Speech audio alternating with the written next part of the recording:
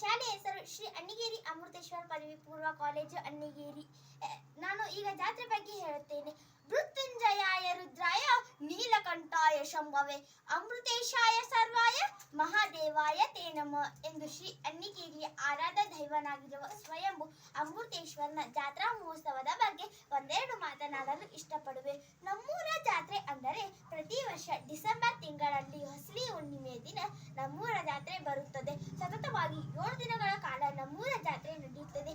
ವಿಶೇಷವಾಗಿ 5 ದಿನಗಳ ಕಾಲ ಲಘು ರಥೋತ್ಸವವೂ ಕೂಡ ನಡೆಯುತ್ತದೆ. ಹೂವು ಹಣ್ಣಿನ ತೋರಣಗಳಿಂದ ದೇವಾಲಯವನ್ನು ಅಲಂಕರಿಸಿರುತ್ತಾರೆ. ಅಮೃತೇಶ್ವರನಿಗೂ ತಾಯಿ ಪಾರ್ವತಿಗೂ ಕಲ್ಯಾಣೋತ್ಸವ ನಡೆಯುತ್ತದೆ. ವಿಶೇಷ ವ್ಯಕ್ತಿಗಳಿಂದ ವಿಶೇಷ ಕಾರ್ಯಕ್ರಮಗಳು ಸಹ ನಡೆಯುತ್ತಿದೆ.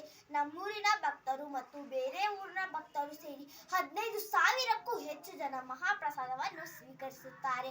6ನೇ ದಿನ ಹಿರಿಯರು, ಪೂಜ್ಯರು, ಸರ್ಕಾರಿ ಅಧಿಕಾರಿಗಳು, ದೇಸಾಯಿ ಮನೆತನದ ಧನಿಗಳು ಸರ್ವ ಭಕ್ತರು ಸೇರಿ ಬೆಳಗಿನ ಜಾವ ಮಹಾರಥೋತ್ಸವವನ್ನು ಆಚರಿಸುತ್ತಾರೆ.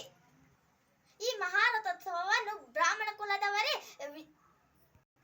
ನೆರವೇರಿಸಿಕೊಳ್ಳುತ್ತಾರೆ. ವ್ಯಾಪಾರಿಗಳು, ತಿಂಡಿ ತಿನಿಸಿ ಅಂಗಡಿಗಳು, ಮಕ್ಕಳ ಆಟ ಸಾಮಾನುಗಳು ಮತ್ತು ಗೊಂಬೆಗಳು, ವಿಧ ತರದ ಅಲ್ಲಿ ಗೊಂಬೆಗಳು ಎಲ್ಲವೂ ಅಲ್ಲಿ ಕಂಡು ಬರುತ್ತವೆ. ಡೊಳ್ಳು ಭಜನೆ ಮತ್ತು ಶಾಲಾ ಮಕ್ಕಳಿಂದ ಕೋಲ್ಕುಣಿತಾಟವೂ ಅಲ್ಲಿ ಸಹ ಕಂಡು ಬರುತ್ತವೆ. ಸಂಜೆ ವೇಳೆ ವಾದ್ಯ ಮೇಳದೊಂದಿಗೆ ಸರ್ವ ಭಕ್ತರು ಸೇರಿ ಮಹಾರಥೋತ್ಸವವನ್ನು ದೇವಾಲಯಕ್ಕೆ ಮರಳಿಸುತ್ತಾರೆ. ಅಮೃತೇಶ್ವರನ ಖರ್ಚು ವೆಚ್ಚಿನ ಚರ್ಚೆ ನಡೆಸಿ ಅಮೃತೇಶ್ವರನ ವಸ್ತುಗಳ ಲೀಲಾವು ಸಹ ಅಲ್ಲಿ ಕಂಡು ಬರುತ್ತವೆ. 7ನೇ ದಿನ ಕಡುಬು ಕಾಳಗ ಎಂದು 6 ದಿಕ್ಕಿಗೆ ಕಡುಬನ್ನು ಚೆಲ್ಲುತ್ತಾರೆ. ಹೀಗೆ ನಮ್ಮೂರಿನ ಜಾತ್ರೆ ಅತಿ ವಿಜೃಂಭಣೆಯಿಂದ ನಡೆಯುತ್ತದೆ.